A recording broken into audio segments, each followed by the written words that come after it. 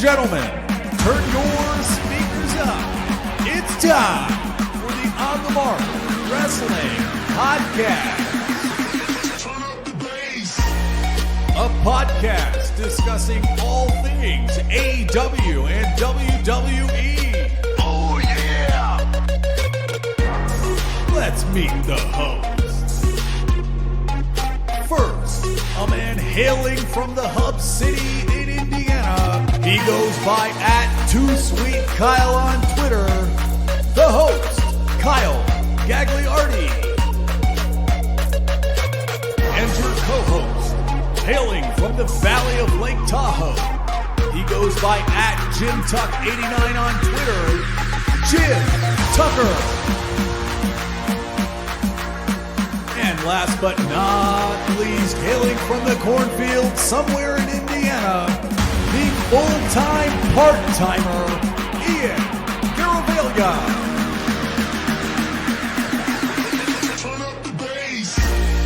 Be sure to follow us on Twitter, TikTok, and Instagram @PodOnTheMark.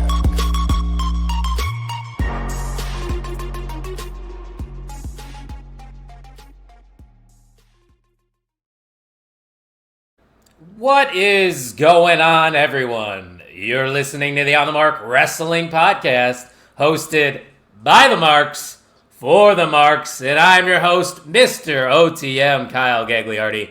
And joining me this evening is my good friend, the full-time part-timer, Ian Garavaglia. Ian, what's up, dog? What's up, dog? Well, as you can see, it is very bright outside, and that is because it is currently 12 o'clock noon, Eastern, still technically the morning, so good morning to you. So we kind of decided on an early recording today. Surprise to the people that are watching live currently, but you are not talking to us. You are talking to the ghosts of us right now. We will not be able to respond. But, it's been a busy week. As you can see, I got a big old golden retriever back there. Hell yeah. Dogs have finally moved in. I have my other dog laying on the couch. She has not moved the spot. She's more little defensive. She's claiming her territory. That's what she's doing. It's new scenery for her. Yeah, so it's been busy and very stressful the past few days, but I think everything's starting to finally come a little Settle close. down. Yeah. Working from home the past 2 days, so tomorrow going back to the office, so we'll see how that goes. Got a camera to watch them, because I am that stressful. Yep. I'm one of those pet parents, but yeah, hey, we're there's doing nothing wrong with that. That's essentially your kids now. I get it.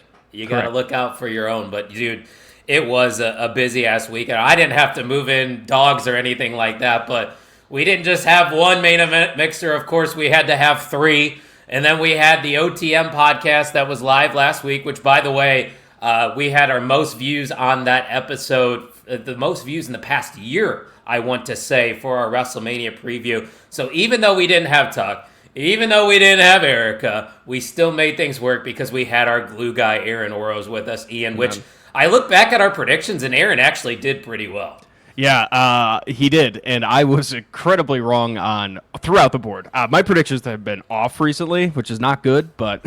Well, it is good, though, because like we said, the WWE has become more unpredictable, it seems. Yeah, no, that is true. And we will talk about WrestleMania, because holy shit. Good show, right? Yes, good show, yes. I wouldn't say extraordinary, but again, we'll talk about it. There's definitely stuff to talk about, which is... Good for us. Plenty to talk about. Because, I mean, it wasn't just like WWE main roster stuff. NXT Stand and Deliver happened, which I thought was a really, really good show. Like, top to bottom.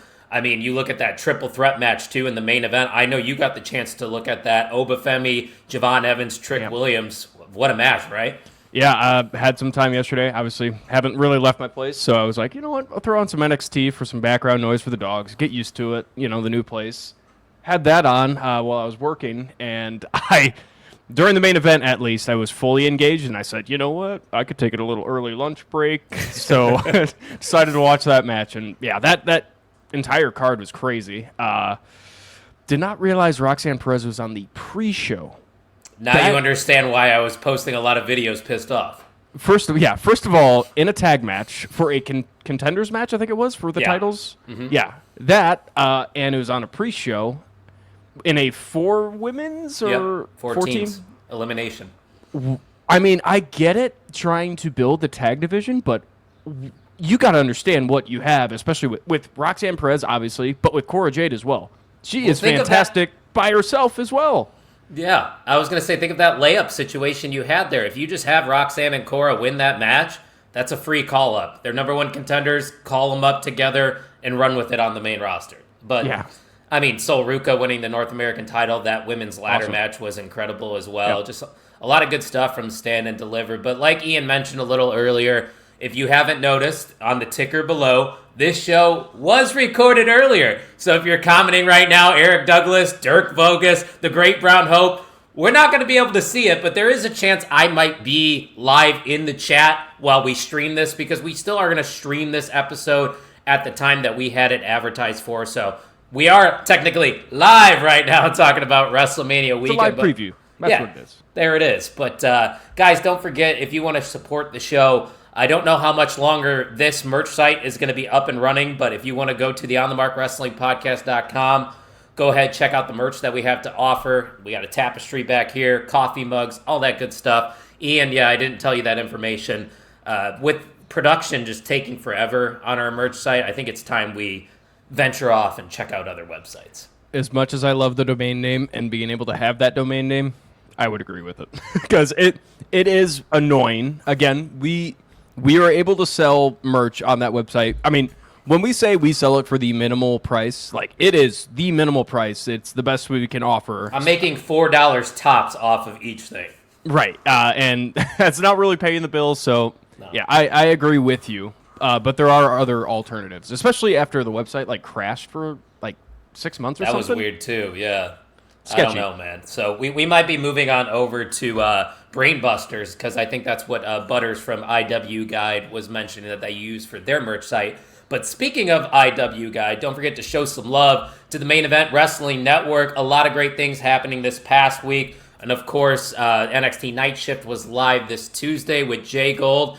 Ian, I don't think you've been able to tune in live, but I know you've seen clips. Have you been enjoying what you've been seeing from NXT Night Shift so far? I have. I love the dynamic between you two. I knew it was going to be golden. I saw you guys hit triple digits in the live viewer count, which is awesome because you guys deserve it. And I knew for a fact you guys are going to have, like, gold in the commentary. So is that a pun since I'm with Jay Gold?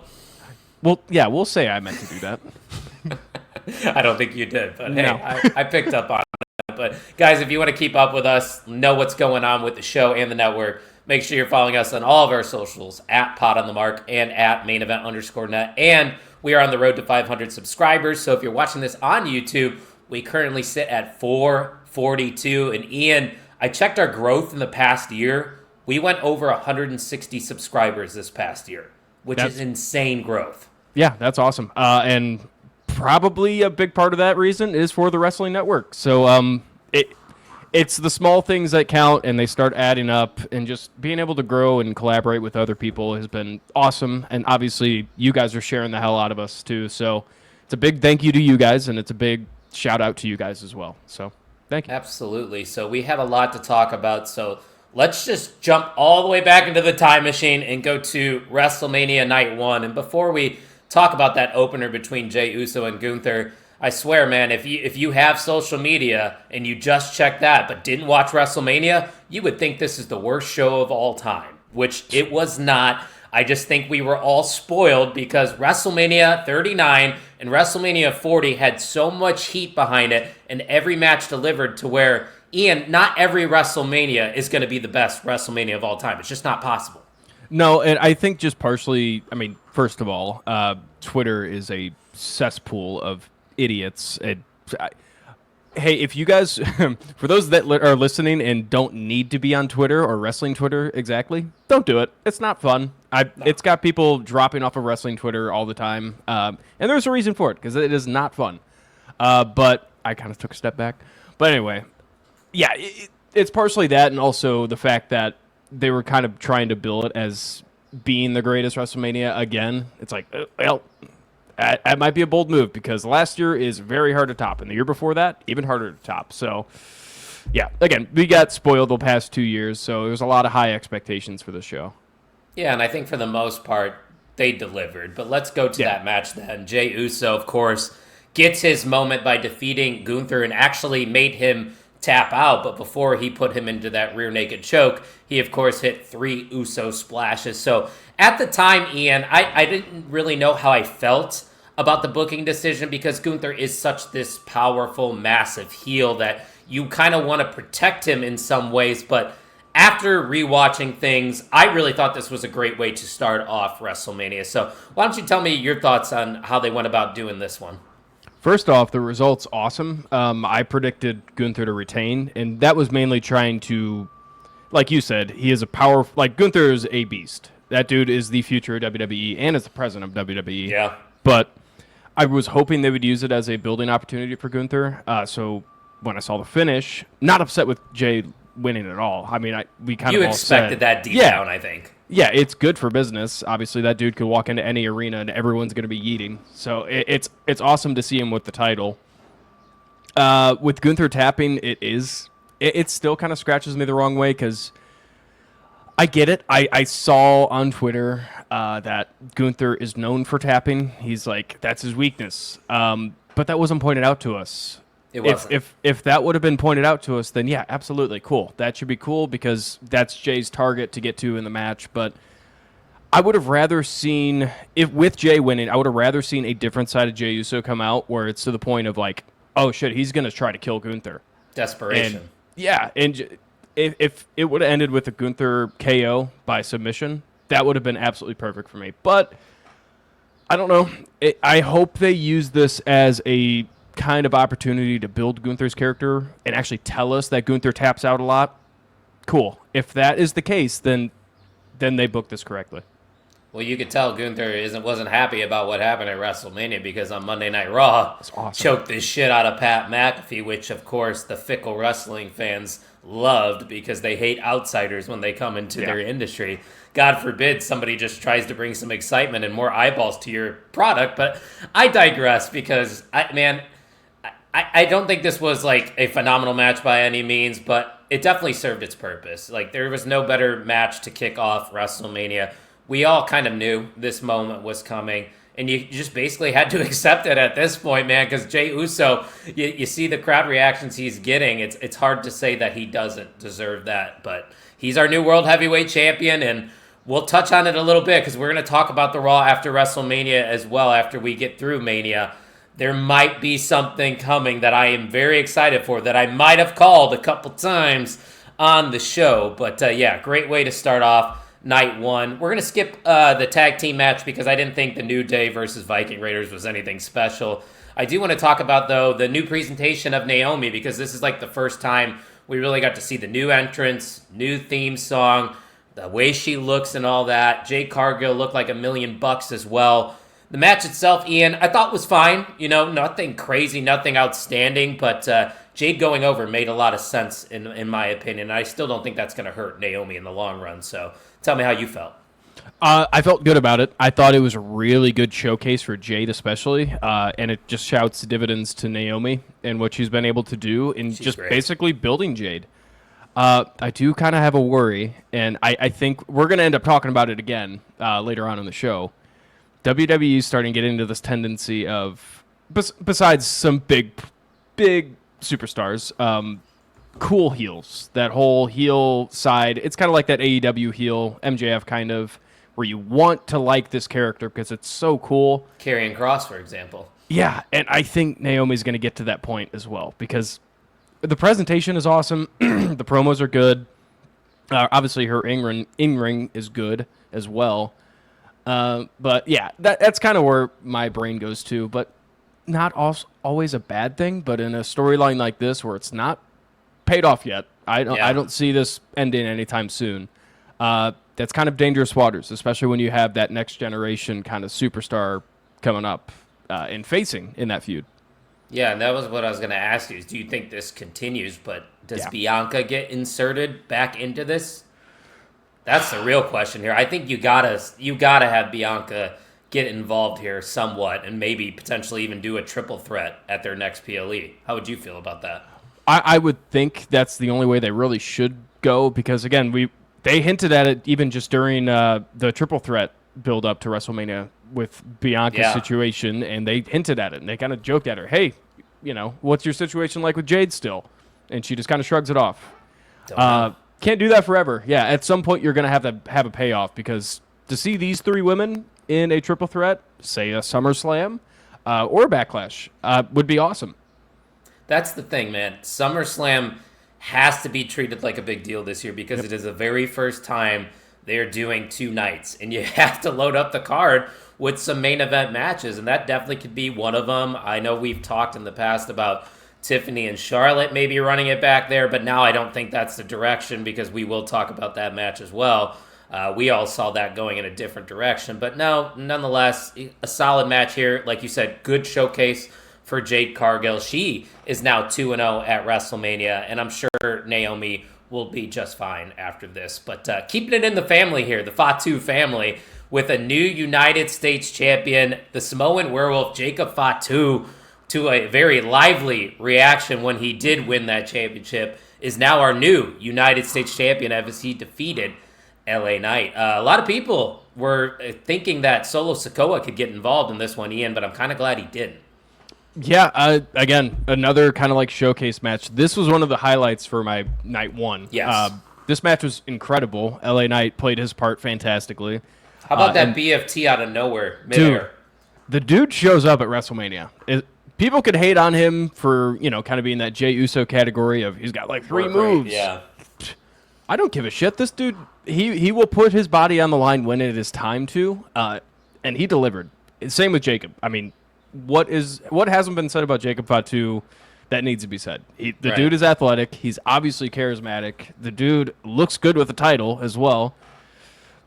I'm excited for this title run, but I hope it doesn't get washed out. The actual title doesn't get washed out by Bloodline.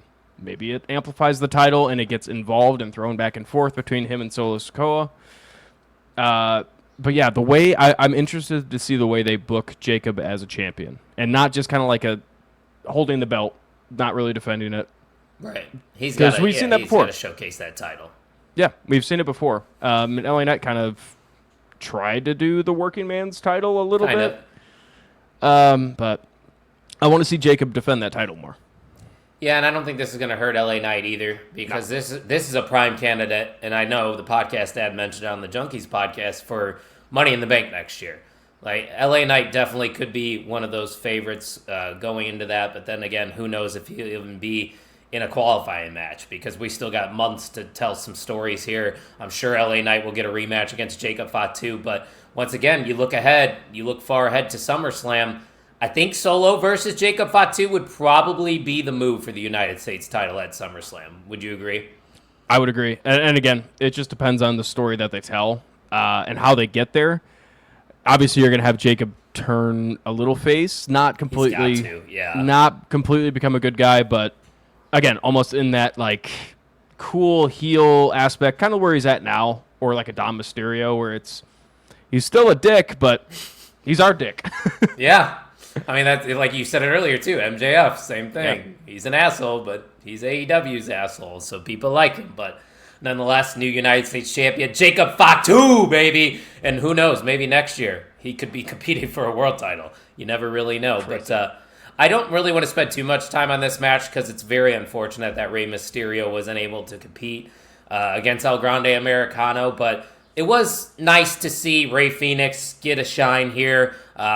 Obviously, he's newer out of the two between the Lucha Brothers. Penta's been in the WWE now for about 6 months, but Rey Fenix has only been here for a cup of coffee, and he already passes up Dragon Lee. So that's two straight WrestleManias that Dragon Lee could have had a WrestleMania match, and he gets passed up by another luchador. But I wasn't huge on this match, Ian. It was okay, but I just wanted to point out the fact that I think it's cool that Rey Fenix and Penta both got singles matches at Mania. I that's the only thing that I took away from this match was, okay, cool, I get to see Rey Fenix at WrestleMania. Sick. What a fucking downer, dude. I was so excited for this match. Not just the Rey Mysterio aspect, but the unmasking that we thought was going to happen. I don't understand why. They're going to keep it going now. I guess, which is part that I'm confused about. Chad Gable in himself, what he's got going on with American Alpha, or whatever their fucking team name is. American Made. That's a fun story where it's kind of like the abusive coach. That's a thing. Like, it's something that athletes, especially, I mean, that you can relate to. Yeah. And it's fun. It was a fun story and entertaining in my eyes. Against the LWO, not much, but this El Grande Americano thing, it's gonna have to have a payoff here soon, because that match just felt like another build-up match that you would see on Raw. Loading up the match. They probably only had 2 days to prepare for that match. Yeah, no, I agree, and that's what you said. Like, the Mysterio injury does suck. That sucks. But this would have been a really good spot for Dragon Lee to step up. I would have rather have seen it, honestly. Yeah, the Rey Fenix, as much as I love Rey Fenix, that dude is so fucking good and deserves to be at WrestleMania. Mm-hmm. This is not the spot for him to fill. You can't just throw another masked wrestler in the ring and just say, yep, that works. They have characters. They have characters and stories behind them. Another thing we should talk about, or at least point out, too, is WWE acquiring AAA, because that kind of was influenced in this match as well. We saw Vikingo, which this is another guy, a little peek behind the curtain. We've gotten the chance to meet and interact with Vikingo backstage at some independent shows. To see him involved, see him on the pre-show, tell me how you felt about that announcement, AAA being acquired. I don't know yet. See. Yeah, it's a wait and see kind of thing. I hope it's not they're going to be a WWE brand now. This is the, Lucha. Keep the LWO going, baby. Just turn it into the NWO. It kind of saddens me for the actual AAA fans down in Mexico, because I'm sure this will have some, not just like broadcasting difficulties. I mean, again, we know just from being baseball fans, when it switches over to a new producer or a new channel or something, it's very annoying, because either you have to change your subscription, can't watch it due to regional stuff. So stuff like that is in the back of my mind, where it's like, okay, that kind of sucks for AAA fans. Hopefully they can make it work perfectly, but I don't know. Also, it could be fun, because it could be really cool for a guy like Vikingo to be able to show up on WWE programming, and hopefully in turn that helps AAA. But also in the back of my mind, it goes to the old WWE days where it's like, or WWF, where it was, they're buying up all the indie. Well, I mean, not even that. It's like buying up all the indie programs where it's, now they're all a part of us. We rule everything. Monopolizing. That's essentially what they would be doing, yeah. That's what it is. I mean, the Impact partnership was like that. And I think the Impact one is working, because it's both US-based products, so it could work out there. And again, we'll talk about that later. But yeah, my brain goes more on the business side of it. It's like, I get it, but also, oh fuck, that kind of scares me a little bit. I could see why you have hesitations with it. I think it's going to be good, because it's going to create more opportunities for those luchadors in the WWE. Because, I mean, let's be real, they really don't take them seriously most of the time, which they should, because those are some of the most talented wrestlers on the planet. I think you can create titles, just like a AAA title or a luchador title, but at this point, you're going to need another show or some kind of programming, which is insane to even think, because they already have Monday Night Raw, they already have NXT, they have Evolve, they have SmackDown, and then they have the occasional PLE on a Sunday. So where does all this AAA talent come into play? Are they just sprinkled on Raw, SmackDown, NXT? But then again, you still have the NIL program. You have the WWID program. WWE's going to have way too much talent, I think, now that they acquired AAA. But again, that's okay for them, because they're under the WWE blanket. Like, I think that's what it all comes down. Yeah, that's what it all comes down to. I mean, they can control what they do, who wins, who's being pushed on their own program. So I'm also. Have you noticed that my camera's been freaking out? Sorry for the audio listeners. It was doing it last week too. I didn't know if you noticed. I did a little bit, but I thought it was just a one-time thing. Sorry for the audio listeners, but my camera's freaking out. But yeah, I am a wait and see with the AAA partnership. Hey, that's fair. Let's move on, though. A couple more matches from night one. It's still Tiffy time, which I'm going to eat crow on this. Everybody knows Charlotte Flair's my GOAT. I was very adamant that she was going to win. She did not, which now I can sit here and talk to the IWC, you watching right now. Stop being a bitch. Tiffany won. Stop crying. It's okay. And I thought the match was good. So, Ian, you can share your thoughts for me. The match overall was okay. I didn't see it as a, oh, fuck, this was awesome for Tiffany or Charlotte. It was an okay match. This wasn't a, I need to watch this back kind of match for me. Agreed. And that probably is due to the build that was coming into it and my thoughts on that. Also, if I would have known what was going to happen in the main event, then I would have said Tiffy should win as well, because you need some balance. You can't just have all of the heels have their moment during one show specifically. So it's kind of tough. Also, now that I think about it, the reason why people kind of hated this WrestleMania is actually a good thing. A lot of heels won. That's a good thing. This was a building WrestleMania, kind of like WrestleMania 40 or 39. That looks when you look it back, it's like, fuck, that WrestleMania sucked. No, it was just because bad guys won. Yeah, that's a thing. That's a great point, Ian, because I see that all the time on the internet. Something doesn't suck just because your favorite didn't win. That's not how things work. Yeah. The match can still be really good, even if your favorite doesn't win. But I mean, I agree with you. This match is like nothing where, oh, you have to go see it. They looked identical, which once again I think was intentional. Yeah. We talked about that on the past weeks, like wearing the same gear because, another blonde, athletic blonde, championship gold. Charlotte eventually is going to break the record. Let's be real. She's eventually going to get to that spot, but Tiffany gets a big moment. This is a resume builder. This is something she can brag about going forward, which, speaking of bragging, let's just get Tiffany to a heel again. Yeah. I don't like babyface Tiffany. It ain't working for me. Which is really funny because I was just watching Celtic Warrior workouts, which I think you watched a little bit. Yeah. Was it one with Tiffany and Nia? I've seen that, yep. It's so funny. Again, a little peek behind the curtain, even though they have it public. It's like Nia in person seems like the most awesome person in the world. She's actually become she's inching up there as one of my people I want to meet in wrestling. But Tiffany, even though she was having fun, it was like, oh, she's got a bitch face. She does. I've noticed that, yeah. She's a natural heel. And that's just, she can't help it. Yeah, when you look like that, you look like Barbie. I mean, hell, how about that entrance, though? The Barbie entrance? Yeah, it was really cool. I did like that. Holograms and shit? Yeah. That was pretty sick. WWE's rolling in the dough when they have fucking holograms because those things cost Hologram? No, not that one. Oh, what? Harleygram, actually. Oh, Harleygram, that's right.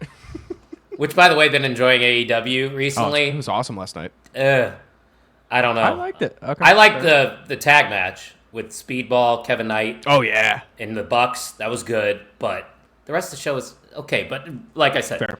Enjoying AEW as of late. But one more matchup to talk about. Night one main event. Holy hell, this match was cinema, people. It had the best build on this night. And we knew it going into it that this was going to be a banger because of the history between Seth Rollins, Roman Reigns, and CM Punk. And, of course, the dynamic of Paul Heyman. So I do have a few things to say about this, Ian, but I'm going to let you break this one down first because we all kind of saw this coming. Seth Rollins seemed to be the guy lined up for the win. We get what we expect, but Paul Heyman turns on not just CM Punk, but Roman Reigns as well. Let's hear it. Wow. Like you said, they kind of laid it out, and it was kind of almost obvious with Seth Rollins joining that it was like... Ooh, if you're a mark, it's obvious. Yes. Yeah, that is true. That is a good point. But this match just kind of highlighted how damn good Paul Heyman is and how great of an actor he is and how much this guy understands the business because we kind of saw him turning on Punk. That one I was like, oh, okay, cool, yeah. But the double swerve of then turning on Roman was, okay, is he going to kick Seth Rollins in the nuts now and somebody else come out? Like, that's perfect. It was absolutely perfect. Match was okay. I mean, it was pretty good. It wasn't like a holy fuck kind of thing, but it was a lot of finisher after finisher after finisher. But that was okay during this instance because I think this feud is just to the point of I want to curb stomp you as soon as I see you. Like that should be on site. Yeah. Yeah. It's not a technical match that they should be having, which is perfect for the three of these guys. Yeah, everything that they did and everything that they booked, absolutely perfect. I am so excited to see this new faction whatever the hell they're going to call him. Yeah. I hope they don't have a name, by the way. I don't set yourself up for failure. Just you're just Seth Rollins and Paul Heyman. Yeah, they recently haven't been doing well with names. Retribution, Dark State's really not good. Fusion, at NXT. What is it? Fusion? Pure Fusion Collective. Yeah, that's not great either. But I mean, the new alliance is simple and to the point. But we will touch more on that new alliance that's brewing on Monday Night Raw. But man, you kind of said it all in terms of the match. But I feel really happy for CM Punk because you could even see the emotions that he was going through during this match, and then after the match, he even had a clip where he said, "I fucking did it," and he kissed the ring. He went down to his knees. That's all it was really about for CM Punk, that he felt his value was worthy of a WrestleMania main event 10 years ago, which it was. But The Rock came in and stole his moment, which is interesting because The Rock was a part of the build this year and didn't want to show up to work. That we could probably talk a whole episode about The Rock and his ego, because I'm not going to give that guy the time of day, but I want to just give the shine to all three of these men because they deserve this main event. And like you said, Ian, Paul Heyman's involvement was perfect. And just the timing on everything, too, with Paul Heyman. He let everything breathe. Everything had time. The crowd can digest things. And that's my one critique with AEW is sometimes they just go from bang, bang, bang, bang, bang. It's like sometimes you just got to let that stuff breathe, if that makes sense. Yeah, and again, just one AEW thing from last night. I think like that opening segment with the kind of the entire chaos that was going on with sides being drawn. I think that was the big drawback for me yesterday. It was a lot going on. Yeah, it was a lot going on. If they would have played it out like you said and slowly like let the audience digest it, that would have been perfect. But yeah, I completely agree with you. Yeah, Paul match of the night, right? Yeah. Overall, my night one wasn't. I mean, we were all pretty open about that. Night one was okay. B- for me, yeah. And I think you said, what, C+, B-, something like that? Somewhere in that range. It was okay. But I was also like... moments. Yeah, I was also like, we're only halfway through this fucking weekend. We're still riding high. Well, have you noticed, too, in the past years, typically, night one's kind of like all right, we're here, and we're just giving you a taste, and then night two's punch you in the face. Here we go. Absolutely. So that's kind of how things went here at night one because they punched you in the face to start night two. The women kicked it off with, in my opinion, the match of the weekend. Io Sky retains over Bianca Belair and Rhea Ripley. And there was just so much happening throughout this match. And we've talked about it on previous episodes. You could legitimately say that these are the three top women in the WWE. And they proved it right here. And the right person won, in my opinion, Ian, with Io's retaining. Yeah, so my favorite part about this match, first off, my match of the weekend as well. My favorite part about night two was, so night one I watched with a lot of people because they were all at my house. Yeah. We were moving a lot of stuff out of the house, so it was kind of in between moving stuff. So it was also could play a little bit of part into my night one review. But night two, it was just me and my mother, who is very Not against wrestling, Yeah. hates it, every moment wants to make fun of it and everything. It's so funny watching with her. But anyway, this match, she put her phone down and she was just like watching the entire thing. Yeah. And by the end of the match, she let out a little and she goes, "That was pretty good." I'm like, and that's when I know, oh yeah, she was fucking hooked. I know it for a fact. She doesn't want to own up to it. That's what you get at the casual right there, where they said, that's pretty good. Yeah, that was all right. I like watching that one. No, this match was fantastic, and we kind of knew that going into it. It was perfectly slotted. Again, like you said, punch right in the face. Here we go. We're right back at WrestleMania. That little break in between the two nights, it's over. We're back into the shit. All three women played a really good part. The actual match was really good because, again, they kind of laid it out with Io being kind of the underdog. Yeah. Let Bianca and Rhea do the hard-hitting stuff, and Io's just squeaking by, getting stuff through. High flying, High flying.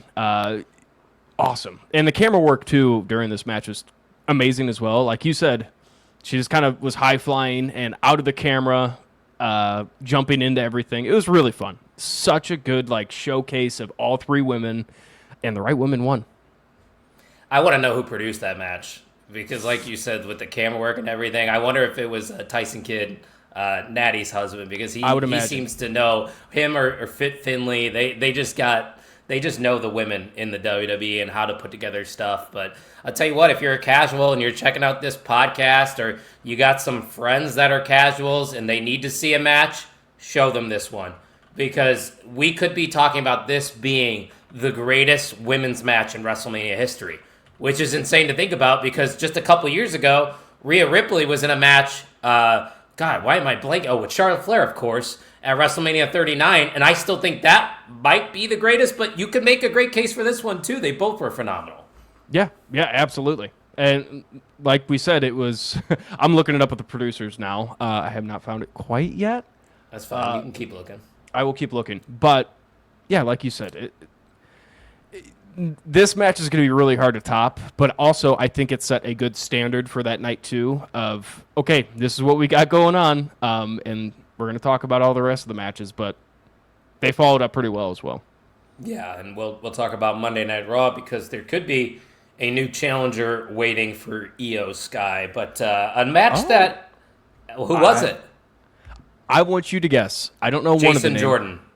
Yeah, Jason Jordan produced this match along with Petey Williams. I don't know who that is. Yeah, but Jason Jordan, hell yeah, that's why that man still has a fucking job. He's an Indiana Hoosier, baby. Hell yeah. Really? Yeah, you didn't know that? No. That's why I became a big fan of him because he was, of course, a part of American Alpha with Chad Gable when they came onto the main roster, and then unfortunately he had an injury. And then he slid into the producer role. But they have high praise for Jason Jordan. They think he's one of the best. That's awesome. Good for him. That is cool to see. So thanks for looking that up. Would be interested to see, too, who produced this match because I was pleasantly surprised with it. I thought this was exactly what this match needed to be between Damian Priest and Drew McIntyre. And once again, the right guy won. Drew McIntyre needed to win this match and gain some more momentum. Damian Priest is just going to be A-okay, but... Ian, this was a car crash and in the best way possible because, once again, kind of space things out a little bit, let the crowd react, but a lot of, high-impact spots that razor's edge through the table, just good stuff all around, I thought. Yeah, and again, this match produced by Molly Holly and Abyss. Abyss. So shout out to them. Yeah, Abyss that knows makes his sense. shit when it comes to matches like this. They kind of understood that the build to this match wasn't fantastic, and I think we've all reciprocated those feelings. I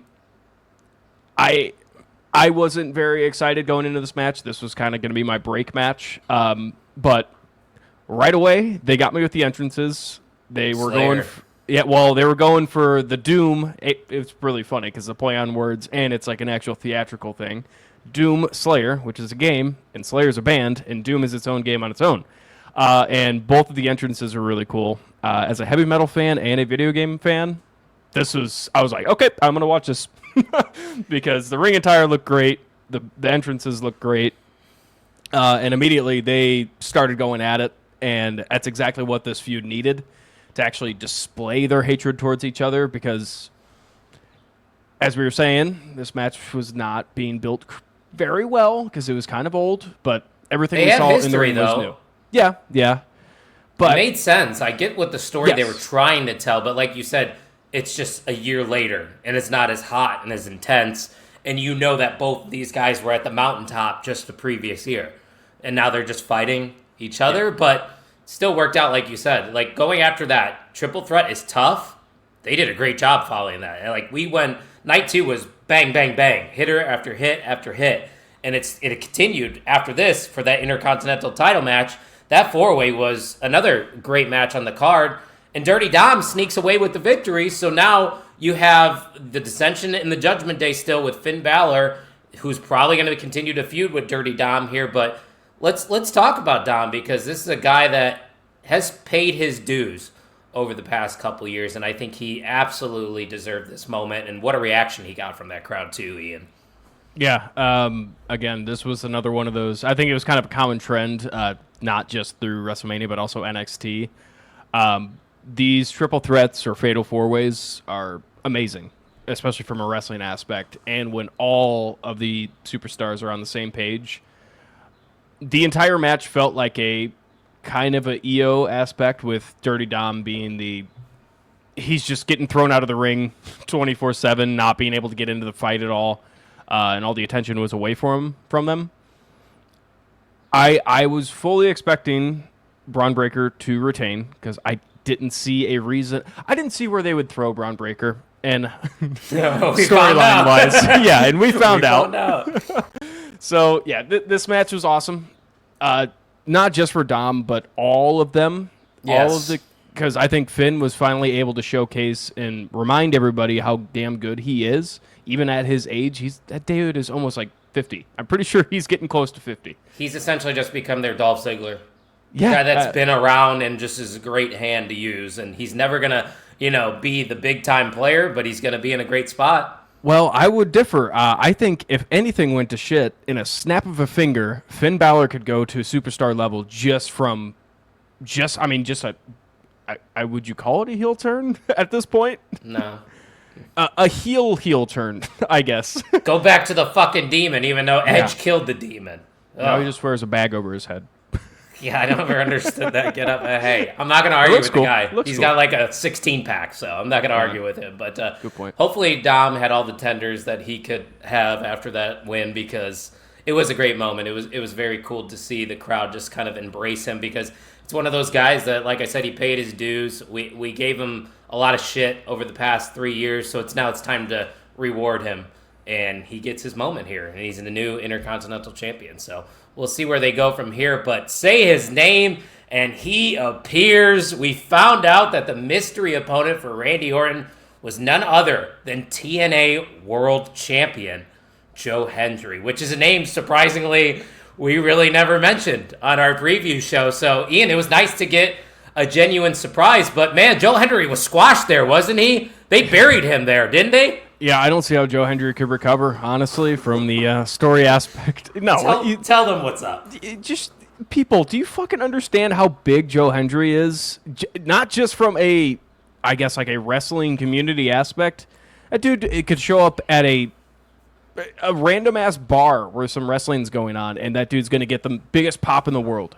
It does not matter where that guy goes; he is going to be a superstar. This entire segment was beautiful. It was perfect. It let Randy Orton have his moment, continue that streak. It was like his 20th WrestleMania? 20th WrestleMania, yeah. That's fucking insane. This did not need to be a serious match. And like we were saying, like, if you try to debut somebody against Randy Orton, you're not going to have them beat Randy Orton in his 20th WrestleMania. That's very tough. That's like Undertaker levels at that point. Yeah, exactly. It puts the talent in a very tough position unless your name is Joe Hendry, who is an outsider that can take a loss, could still be extremely entertaining, can bring in that big-ass pop that we heard, and Randy Orton could bring out that fun side that we saw after the RK Bro story.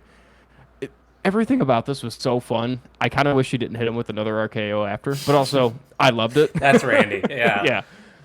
No, it was perfect. You said it. Joe Hendry is the perfect guy to just take a loss here and not be affected whatsoever.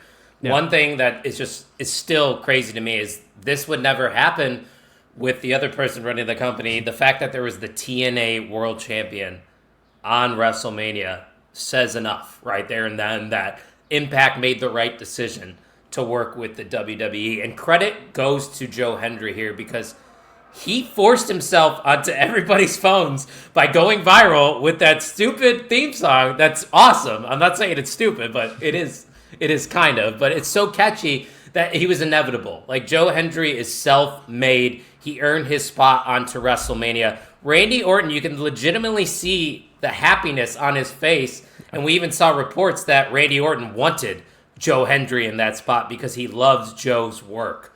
Everything was just perfect about this segment, and I can't add anything else. Well, I can add something, because like I said, my mom watched the entire night too with me. This was the other segment where she could not stop watching, and the entire time she's like, this is so stupid. This is so dumb. She's enjoying it. She, first off, finds Randy Orton to be the most attractive person in the world, supposedly. Well, to be fair, it's fair. He's probably up there. It's understandable. And then when Joe Hendry came out, she goes, what is this supposed to be, some in-sync kind of playoff? Yeah, actually, it's yeah, it is. Fast. Yeah. Yeah, the entire segment, like you said, if it can appeal to a casual fan, IWC, shut the fuck up. Yeah, get the exactly. fuck out of here. Sorry. And my new favorite thing to do is every time Joe Hendry appears on WWE television, It's just to send that out, me dressed up as Joe Hendry. I miss that fit. I haven't worn it in a while, so maybe I'll have to bring it back. But yeah, Randy Orton defeats Joe Hendry in what was a match. It wasn't anything special. It was a match. But this next one, a lot of scrutiny online for some reason. And I watched this one back. I thought it was okay. Like, this wasn't the drizzling shits. I just think that people hate Logan Paul and didn't want to see AJ Styles lose one of his last WrestleManias to a guy like Logan Paul, and that's why people are frustrated. Ian, do you agree with that, or did you hate this match as well? I saw criticism against this match, and I didn't reiterate any of the criticism. And you know me, I am very critical to my own detriment. Yeah, this match was good. Like, I don't see anything that was bad about it. The entire Karrion Kross being involved in it. Obviously, perfect. This is building up to the Karrion Kross push that we're going to get, because also that promo, I'd imagine we're not going to talk about it. No. That fucking promo after the show about how he wasn't on the card, how he had to show up by himself. It's a giant push for Karrion Kross. Also, you've got Logan Paul on the card. That's bringing more eyes in. As much as you hate Logan Paul, I will tweet it out as much as I want to. I hate how damn good Logan Paul is at this. The dude was born for this. And another guy that was born for the wrestling industry was AJ Styles, and it still is AJ Styles. This match was not blowing away by any means, but it was really fun. Like, I had a good time watching this match. This was not a... I don't have to really watch this one. And the build was okay. We kind of talked about that it was like... It was kind of shit. Let's be real. It was shit. Yeah. We understood why it was on the card, but the actual build to it was not great at all. But now we know this is really just a turning point for that Karrion Kross character to be added into the story. Whether that includes Logan or if it's just AJ Styles, this was a good match for a builder. For sure. I think Kross and Styles will definitely be the direction they go in. And the ceiling is... There is no ceiling for Karrion Kross this year in 2025. I think people are starting to see, similar to Joe Hendry, he's picking up traction online. He's going to become inevitable to where Triple H is going to have to put Karrion Kross in a predominant role. But I think the main reason, like I said, is the fact that Styles lost on WrestleMania to a guy like Logan Paul. But if you look at the match and you break it down, Logan Paul hung in ring with one of the greatest of all time. And that speaks volumes. I'm not sitting here saying Logan Paul should be on our screens every week. He should be a full-timer. He should be a world champion. No, that's not what he is. He's a special attraction. They don't have many of those anymore. You don't have the Brock Lesnars. And this is another thing. This was a point from Aaron. This is totally off topic, but a lot of people complained about the build to WrestleMania and then complained about WrestleMania as a whole. But also, they didn't bring back any old-timers other than John Cena to be in a big role. Like, this is all their current roster, the guys that they have. And that used to be a criticism of the past, Ian, is that they would rely on these part-time guys to come in, steal WrestleMania matches to get buys. That wasn't the case here. This was the WWE's talent. So why are we bitching? No reason at all. Yeah, and I just find it so funny that Twitter... I tweeted out earlier today because I saw somebody... Or I saw not just somebody, a lot of people bitching and moaning about Ricochet online. Logan Paul's also in that category. It's like, they're so damn good, and you guys don't understand that you're being worked, that it's hilarious. Like, I would imagine Logan Paul is not a piece of shit behind the scenes. I don't know about that. I mean, I don't know about that. Even if he is, it's not like he's beating the shit out of random people on the street. He's not a fighter. Like an Eagles fan would. Ooh, yeah, that's a good point. Eagles or a Dodgers fan at Wrigley Field this past week. We'll see you, Dodgers, huh? Bye, Dodgers. Bye. But I might as well just send you that $25 now. Yeah. Oh, yeah. Well, I don't know. It's the Cubs. There's a reason I was hesitant on doing that bet. 'Cause trust me, I told you the Cardinals are going to get last place. And speaking of sports, the reason we are live today during the day is because the draft's in Green Bay tonight. So I'm a Packers fan. Yeah, so I want to watch that and kind of just experience it and see how the vibe is. Since I'm not there, unfortunately, for it, I guess I'll watch it. You can still make it. I don't know. Leave now. I ain't going to be there. I ain't gonna be there. Well, I don't need to talk about the match. Let's just talk about the fact that Becky Lynch returned at WrestleMania to a great ovation. Her and Lyra, of course, won those titles. And if you saw Monday Night Raw, they didn't hold those titles for very long. I know you like the entrance for Bird Lady, but how do you feel about Becky Lynch returning here, taking that moment from Bayley? I hope that's a part of the long-term story. I would imagine it is. Because that's where I'm seeing predictions of it could end up being Bayley a part of this new faction. Well, writing on the wall is Becky Lynch is a part of the new faction. So why in the fuck take that spot away from Bayley unless it's to play into Bayley versus Becky Lynch? If that's the case, absolutely cool. I get it. My biggest annoyance is why in the hell did they win the titles? They did not need to win the titles for that Monday Night Raw turn to happen. Yeah, the connection's already there. They're both kind of that Irish lasses, that as what they were calling themselves for a little bit. I don't know what the actual terminology is, but Birdman. We're gonna call them Team Birdman. Birdman. They made it very known that like Lyra sees Becky as a hero. Okay, cool, awesome. That's really all you fucking need. Like, you know how much Lyra loves Becky Lynch. Simplest storytelling, yep. All you need. Don't need titles to be taken away from what I think Liv and Raquel are doing a better job at. We're becoming a better tag team, and we're actually giving respect to those titles, which it was fun. Yeah. Okay, so what do you... Go ahead. No, I was just going to say, I think we've gotten to the point now where you can say Liv Morgan and Raquel Rodriguez are probably the greatest women's tag team of all time. They got the most reigns. They got the most reigns. Sasha and Bayley. Yeah, that's true. that was a lot more fun. But my question was going to be, like, did they need to use the titles as a vehicle for this turn? No. I kind of think so. Because You're telling me if Becky and Lyra were to lose at WrestleMania, that there still could have been a split on Monday Night Raw? How would you have set that up? How would they have earned the rematch is my question. They could just lose. I mean, if they do lose... a segment and a turn? Because, I mean, you have the build. You don't answer any questions for why Becky is returning, just with Lyra. Then you could have a Lyra and Becky segment just out in the ring, or have Becky come out, then have Lyra come out, welcome. Be like, hey, thank you for coming in and taking the place of Bayley. Yeah. Yeah, I know we didn't get the win, yada, yada, but still love you. I hope we could, and then boom. Just something like that. You did not need to have the titles on them. Well, I'll tell you what the reason was. It was just a resume builder for Liv and Raquel. Oh, absolutely. That's all it was. But I feel bad for Bayley in this situation, but I am happy to see Becky back, and I'm happy to see her as a heel, which we will touch on a little bit. But let's get to that main event.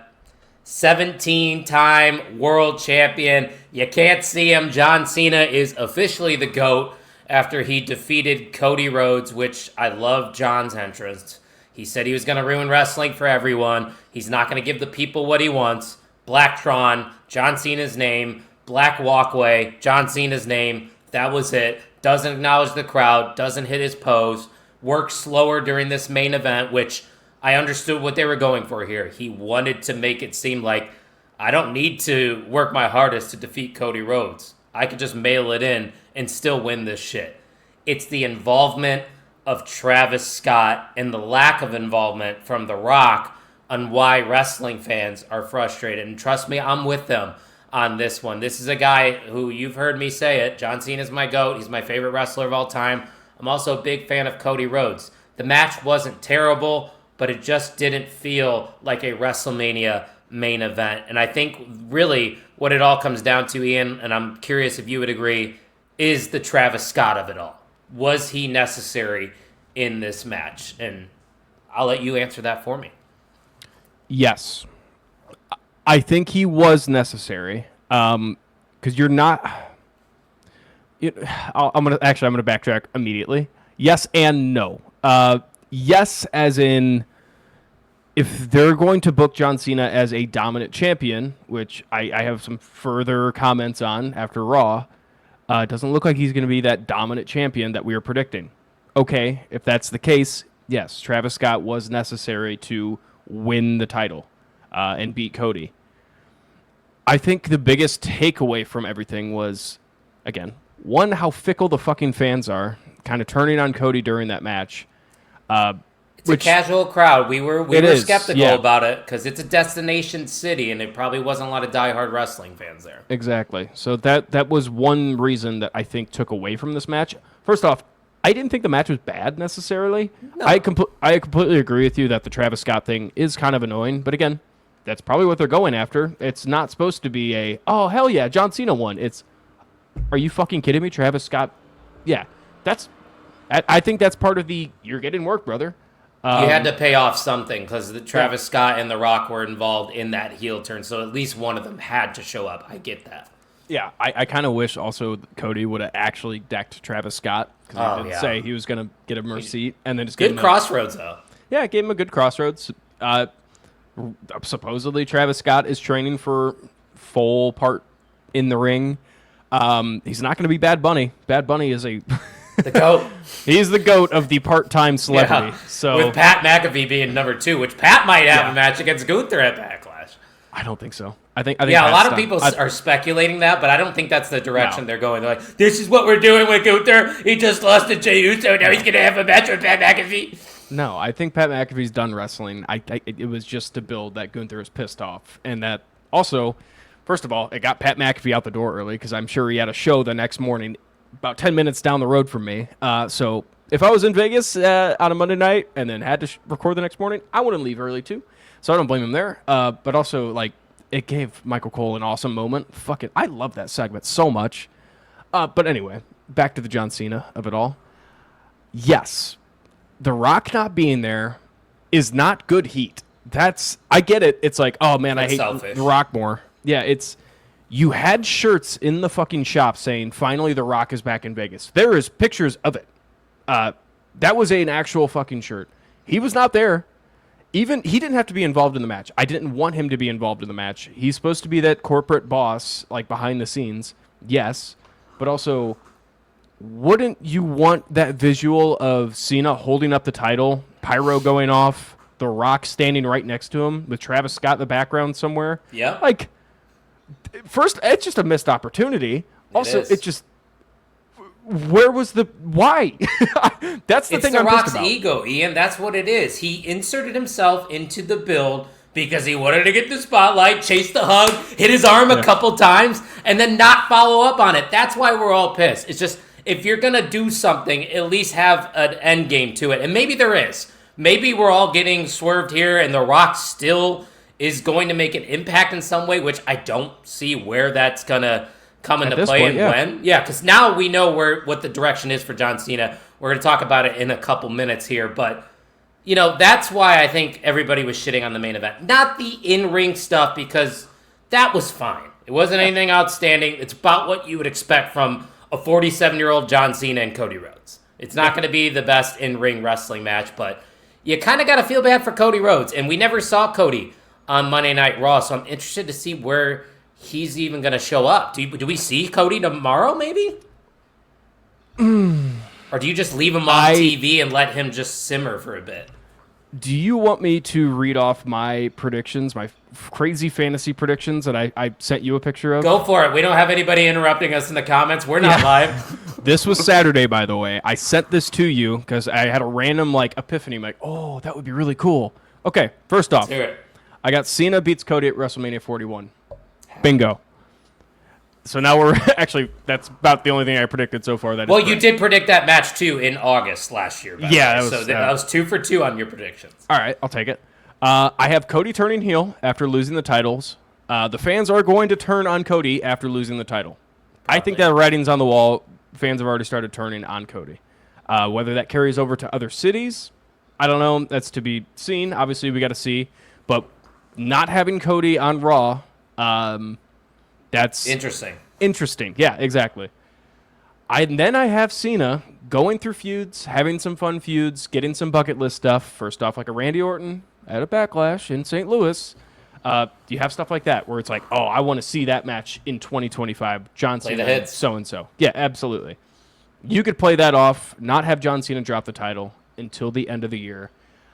I don't know. I have not looked it up yet. If there is a pay-per-view, kind of like a AEW World's End, where it's end of the year kind of pay-per-view, everything's culminating to I'm this. looking. Okay. But I have Cena carrying the title all the way throughout the entire year, Makes sense. retiring as a champion, as he said, Oh. and as he talked about that I will have this title till I am gone. I think it's the last match is going to be CM Punk versus John Cena. And it's completely reversing the rules of that beautiful match at Money in the Bank that you said. Yeah. Of Punk wanting to leave with the title. Now Cena leaves with the title. Surprises everybody, just like CM Punk did. And on his way out, he hands off the title to The Rock and just says, "You're the champion now." Wow. Yeah. Then that goes into next year. Roman Reigns wins the Rumble. You still have The Rock as your champion. You have a lot of champions in WWE. You'll survive without one title, especially the big one. That's okay. That's going to go into next year's WrestleMania. I don't know how we're going to get here, but Roman and Punk versus Rock and Rollins. I think that could be somewhere in there. And then Roman versus Rock. And that's how you get Roman versus Rock at WrestleMania 42. We need it, and I like it. I told you earlier, it makes a lot of sense, and I'm curious what you guys think, so comment that down below if you're watching on YouTube, because I think that's money. They definitely got to get to the Punk Cena of it all, and I think they're going to, and I did look up the schedule. There's nothing set in stone right now for December. The last PLE listed for the main roster is November 29th, and that, of course, is going to be Survivor Series, but there is going to be a Saturday night's main event in December. You could just make that John Cena's final match Saturday night's main event. Ooh. On Saturday? Like that. Yeah, that's business right there. On regular TV. On Netflix, correct? I think they do it would be on Netflix, Peacock, and probably NBC. That's money. Come on now. Saturday night's main event, headlined by John Cena versus CM Punk in the main event. Oh, come on, that's appointment television right there. In Indianapolis, where we could go by ourselves? All right, at least put it in Chicago. Dude, that's what they should do, though. It will be. That's it, because they haven't announced any big show in Chicago for the rest of the year. There it is. The Chicago, the last match for John Cena. I would chop off my arm to get front row seats to that. I'm being serious. But overall, WrestleMania 31. Look at that. We didn't even have anybody commenting, and we talked for an hour about WrestleMania. We probably got to go on for 2. What would you give the letter grade for WrestleMania 41? I'm somewhere, mainly because it was like a C+ for night 1. I think it was like an A, like a solid-ass A for night 2. Even with the ending. Agreed. I loved night 2. I'm going to go somewhere in that solid B, kind of edging towards B+ category. It was not an outstanding WrestleMania like we've been seeing, and we talked about it. It's like this was kind of like a builder WrestleMania, like we saw with WrestleMania 39. This is I'm not trying to throw a hash at WWE, but it was we kind of I understood personally why this WrestleMania was good all around the company. Yeah, it was a B for me, dog. It was about an 85, and like I said, a lot of good things, a lot of fun things that happened on this show. I even highlighted it all on my X at 2SweetKyle. So if you want to check it out, I just don't understand what's the point of being negative all the time. I get it. We can all have our criticism. That's what we do. We criticize professional wrestling because we want it to succeed and we want to enjoy it. But if you're just hate watching it, what's the point of watching? Turn it off. Don't do it. And notice how when I posted all the positive stuff too, I barely got any interaction. But I guarantee you, if I shit on WrestleMania, more people would have interacted with it. But that's just how it is. And let's briefly talk about the Raw after WrestleMania, and then we're going to get the hell out of here because as we're live right now, the NFL draft just started. And I got to go back to work. Yeah, and he's got to work. So Randy Orton RKO's John Cena. That's setting up their match at Backlash. What's your excitement levels for that one? I wish this didn't happen. I Really? I get it now, after piecing it all together, making Cena not feel like a juggernaut. But also, man, I wanted him to kind of be untouchable. If he didn't show up on this Monday Night Raw, I would have been happy with it. I would have been okay with it. Follow up, you had to. Well, that would be the one that's why it would piss you off. It'd be like, fuck, True. why didn't we see Cena? I He's think ruining wrestling. Exactly. It doesn't make sense, especially him addressing the crowd and just talking. That's another thing. It's like, man, I get it. I'm going to let it play out, let the story play out. Also, Randy getting his hands on him and hitting him with a fucking RKO. It's like, okay, we're in it now. Okay. I get it from a almost casual perspective where it's like, okay, fuck yeah, Randy Orton and John Cena in 2025. I think they could have done better, but again, I'm going to let it play out. I'm excited for it, obviously. Who wouldn't be? But, man, I wish they didn't do this right away. If they were going to have Randy confront him, cool. Don't hit him with the RKO. Have that build off later. Again, you may completely differ from me, but that's just how I wanted the story to play out in my head. I do kind of differ from you because that's typically how they set up these post-WrestleMania feuds. It's like they just hop right into it, and you have to have a big moment to spark it. And I think Randy coming out of nowhere and hitting that RKO is that moment. And that's right there and then everybody was sold. Because you know Randy Orton's going to be competing in his hometown. He's on the cover of WWE Backlash. Another thing that we talked about on previous episodes, guys. We're letting you know what's going to happen before it happens for free, by the way. Nonetheless, this is going to be awesome to see this match happen. I wouldn't be surprised if it's the first of a few. Because there's still Money in the Bank and there's still SummerSlam. Like, what's Punk?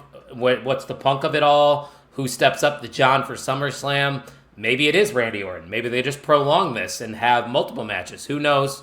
Time will tell. But that's going to be fun. And it's kind of hilarious, too, Ian, because 10 years ago when John Cena and Randy Orton was happening, everybody hated it. But it's happening in 2025. Now we love it. Yeah, both men have been reinvigorated in their careers. So that's what happens, especially when Randy Orton likes to actually show up for work. True that. Well, he's been hurt a lot recently. No. I mean, in the reasons he said before, like before RK Bro, he was kind of over wrestling, and that kind of re-energized him, and now he looks like a fucking beast again. Yeah. Restore the feeling. We got new tag team champions again. A very long reign for Lyra and Becky. They lost to Liv and Raquel, and of course Becky turned heel after that. Are you excited for Becky Lynch being a heel? I think this is something that she definitely needed. Yes, but also rest in peace, Bird Lady. Love you. Come back soon.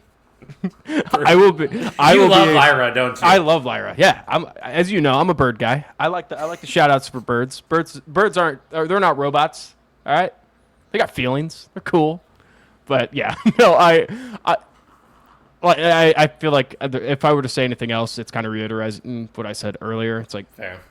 Fine, get the titles back and Liv and Raquel, have them have that another title win, but Becky turning heel is fun, and I think that's the direction they should go, because immediately it was Hulk Hogan, Becky, the Man. Yeah, I hate the Man so much, but that's good now. That's good that I hate her. Yeah, because she's a bad girl. So I who do you think will take those titles off of Liv and Raquel? Got to be somebody off NXT. Yeah, they're kind of teasing that. Could be Sol and Zarya. They tease that a little bit. I think Sol and Zarya, though, I got the feeling that they're going to have their own feud. They're going to have their feud over the North American title. Zarya's a fucking beast, by the way. She's awesome. Dude, she's great. And obviously so is Sol Ruka. They just have a surplus of talent down there. For me personally, though, I'd like to see Alexa Bliss and Nikki Cross take those titles off of Liv Morgan and Raquel. I think the money is those two coming out, Liv and Raquel on SmackDown, open challenge, lights go out. And it's the Wyatt Six, but with Alexa. Alexa and Liv got history. Yep. I think one of them eliminated the other one. What was it? Liv eliminated Alexa from the Rumble, I think?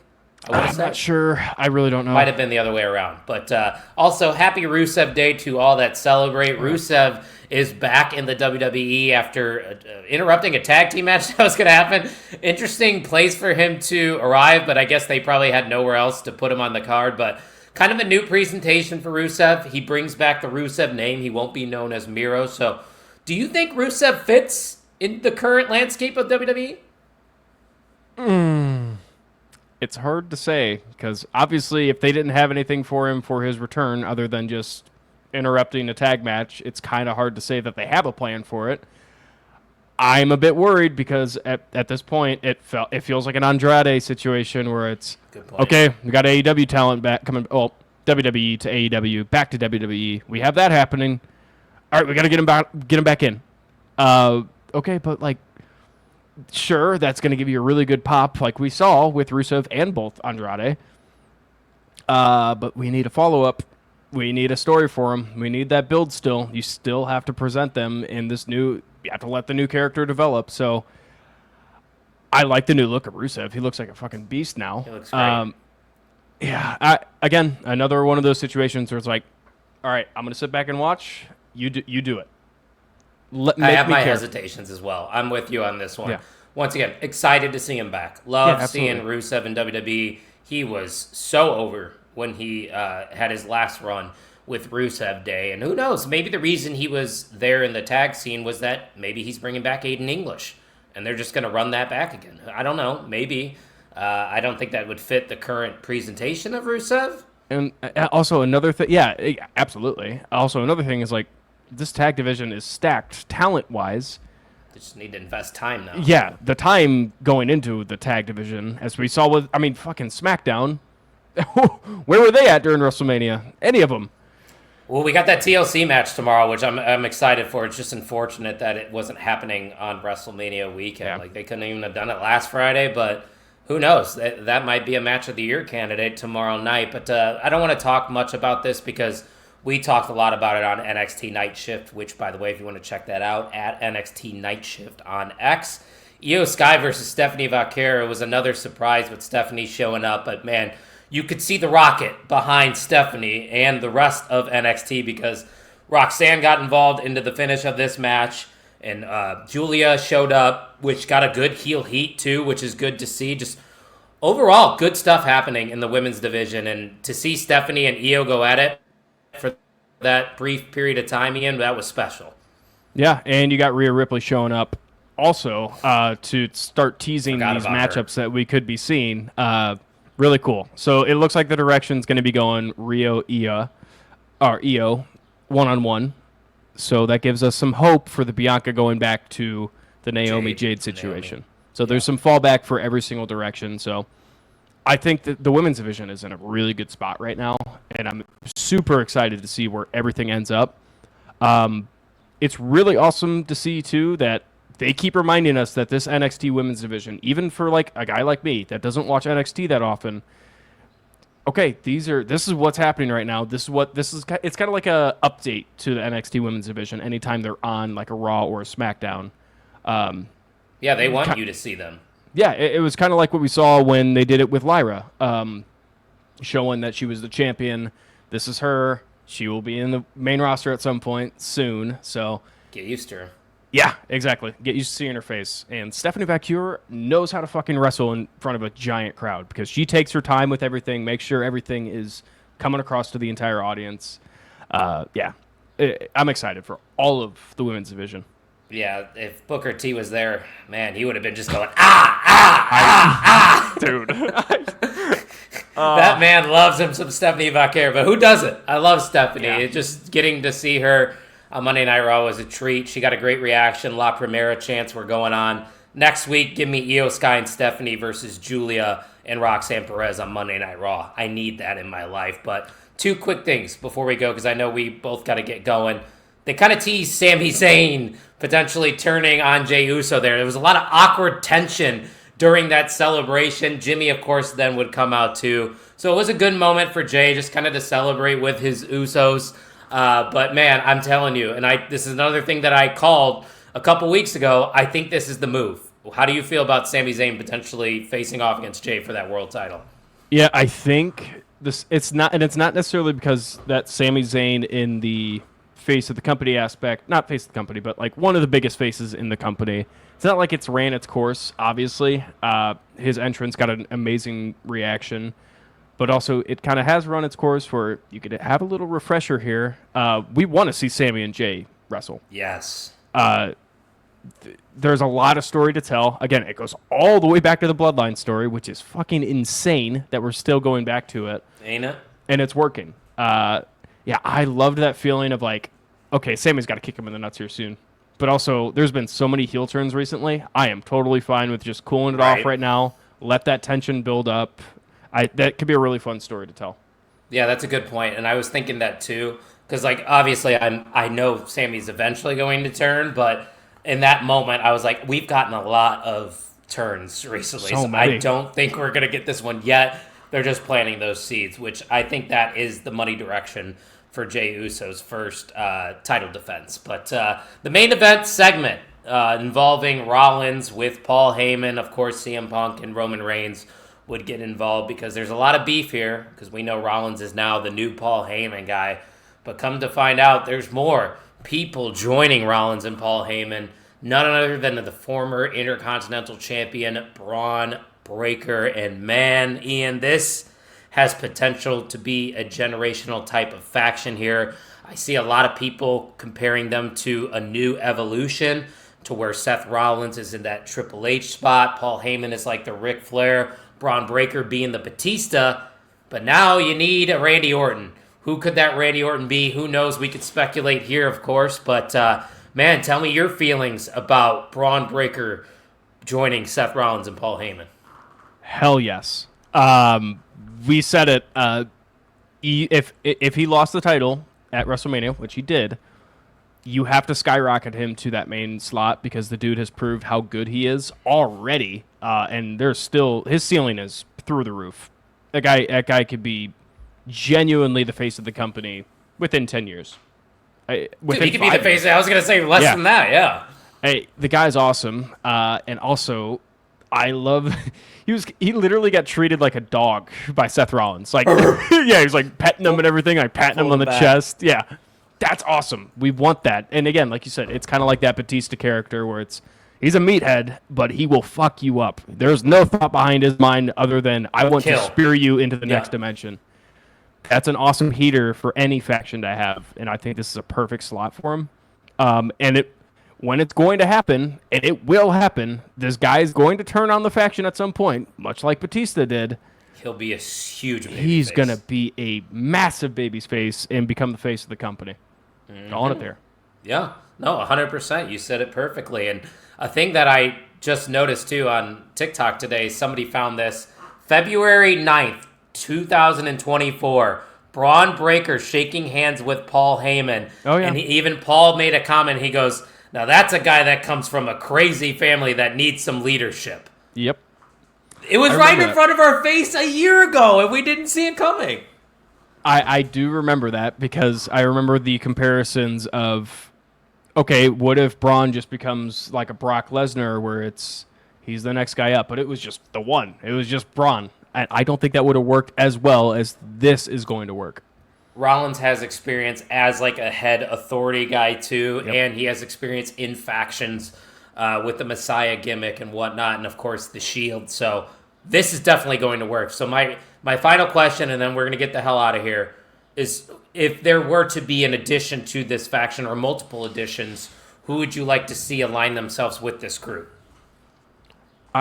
My brain immediately goes to you could do a lot with the women's division here with how stacked it is.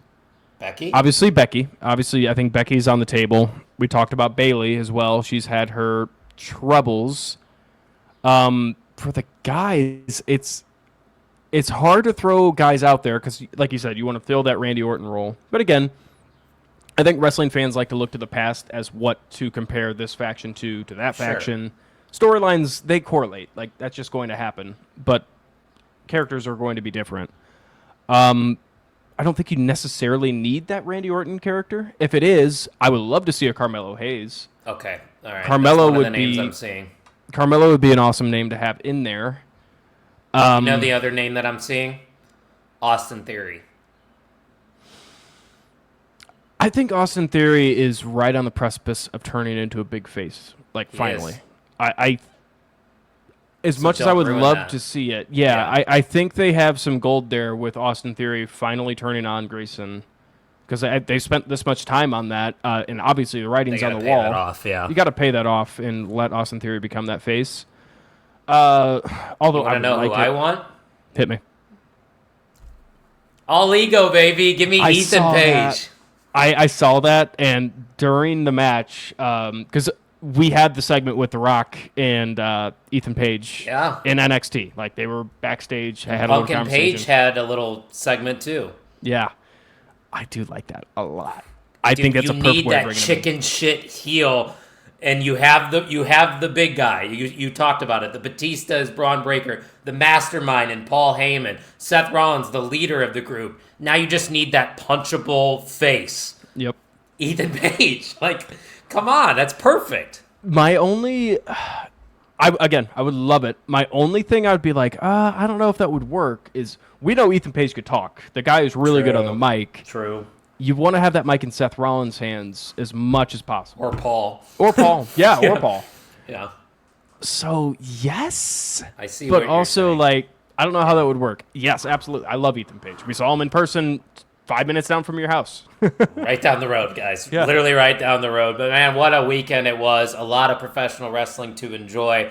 And that's what we choose to do here at OTM. Yes, we're going to critique things. Yes, we will point out the negatives. But if you guys are enjoying the content, please subscribe because we are on the road to 500 subscribers. We currently sit, I believe, at 442. And once again, this was a pre-recorded episode. So if you didn't figure that out, you were just leaving comments and talking to absolutely no one. You know no, what? we weren't ignoring you. We were just recording this earlier. You know what? Yes, we were live this entire time. We don't like the fans at all. Fuck you, bogus. Fuck you. I see you in the comments. Imagine. Never showed up in the comments. That once people realize, and for some reason, once it's pre-recorded, everybody's like, yeah, I'm out. I'll watch this later, which is fine. We just hope you do watch it because I had a blast breaking things down with you, of course. Guys, don't forget to support the show. Head on over to the OnTheMarkWrestlingPodcast.com, and you can check out the merch that we have to offer. If you want to keep up with us and all the main event moves going down, which, by the way, hint, hint, there may be a new addition to the Main Event Wrestling Network next week. So make sure you're following us at Pod on the Mark and at MainEvent_net. Ian, any final remarks before we sign off for episode 243? Well, we made it through another WrestleMania. And people like to say it, it's the new season of WWE. Yep. And holy fuck, are we off to a hot start. This should be an incredible year. A lot of stuff to watch. So yeah, and I say it before, I'm not going to steal the line from my own podcast father, but if you have wrestling shirts, wear them outside. If you're going to the grocery store, if you're just going to get a drink from a gas station, wear your wrestling shirt. You would be shocked how many people want to chat wrestling once they realize, oh, that's another one of my kind. Then you start bringing up podcasts, start hinting at that a little bit, and say, hey, I've been watching a podcast every single week for about, 4 years. Yeah, it's called Pod on the Mark. You could reach them at Pod on the Mark. Yeah, you could, just throwing that in there.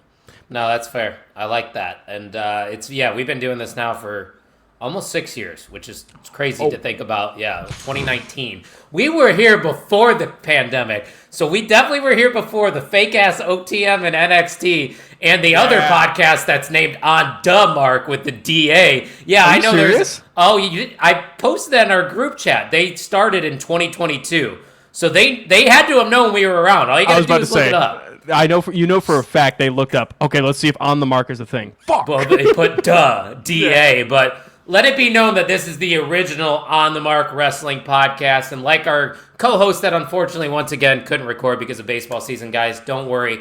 Tuck will be back. It is a great time to be a wrestling fan. So thank you for listening to the On the Mark Wrestling podcast.